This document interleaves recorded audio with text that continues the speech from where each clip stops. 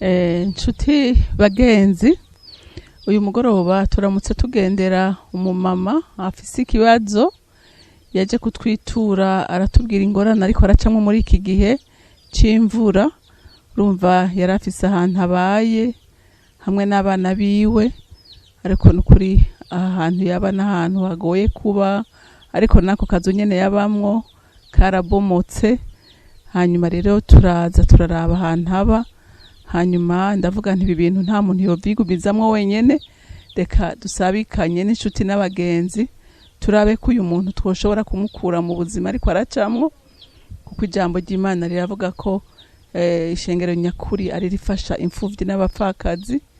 None rero nagira ngo uyu mumama tumuganirize, twumve ingene aba hano, ingene vyagenze, twumve ubuzima ariko aracamwo muri iki gihe, hanyuma abatera kamo tugira ico dufashanije kugira ngo tumukure mu ngorane arimwo.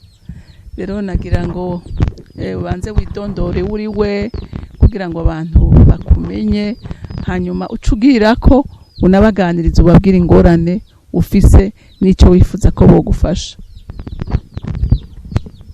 Ego murakoze kumpa ijambo. Jewe mu bisanzwe izina ryanje nitwa Nijimbere Claudette, nkaba ndi umumama mfise abana 4. Hama rero igituma nagiye kwitaka aba bavyeyi, je mbaye nyene ndi umuntu muto atakintu mfise nkora, muvyo nahora nkora byose hari igihe narondera Imana ifashije nkaronka gushikaho kubw'ubukene mbafise bwinshi, ndabona ko nakironse n'agateye ko gucuruza. Hama akazu nahoze mbamwo imvura kubw'imvura nyinshi karahenuka, ubwo Imana irakinga ntaco nabaye, sinabaye ataco nabaye n'ibibondo vyanje co nkagishima Imana.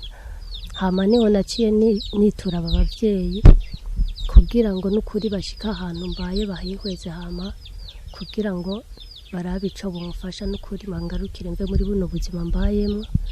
Mu bisanzwe imvura iguye jewe ndabura ahantu ndara n'ibibondo, nkarara hanze, nkabona ati je kubwanje ko bwatacu nshoboye reka ndabatakambire. Hama abo Imana yahaye umutima wo gutabara kugira barabe ico bomufasha. Ivyo nariko ndasaba n'ivyo n'ukuri mwamukoze, Imana ibahezagire. Muri iki gihe uba hehe? Woshobora kutwereka inzu bamwo muri aka kanya, kuko ndabona iyo wahora ubamwo mbona yarabomotse nta muntu yoshobora kuyiraramwo. None ubu uye urara hehe? Mu bisanzwe ngaho inyuma yanje hariho akantu kameze nk'igisaka. Mu bisanzwe ngira ngo muba mukabona ingene kameze.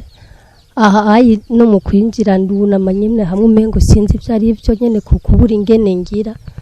Nukuri murabona ingene kameze naho hantu mbaye, nukuri kuva mu kwa kane nk'itari ku 8 imvura iri kiragwa insanga hanze, igikonyozi kinsanga hanze, izuba ryakabiri uko nyene. Naka kazubona mbaye mu nukuri nta handi hantu mfise ndarajewe.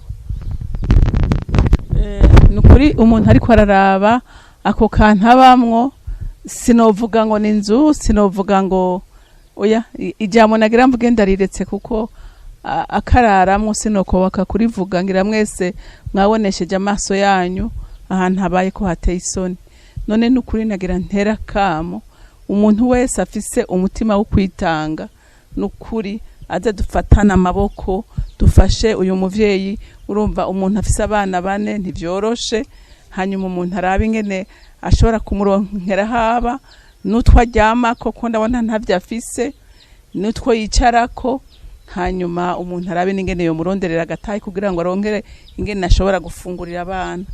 Rero nukuri umuntu afise uwo mutima arashobora kumpamagara ku nimero 76 amajana 972 amajana 994 76 972 994.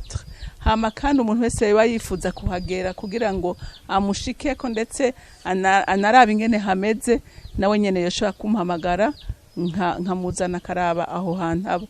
Rero nukuri Imana yo mwijuru ibahezagire, tumufata amaboko tumutabare kuko hajya umuntu arinze atabaza nuko biba vyanse. Murakoze.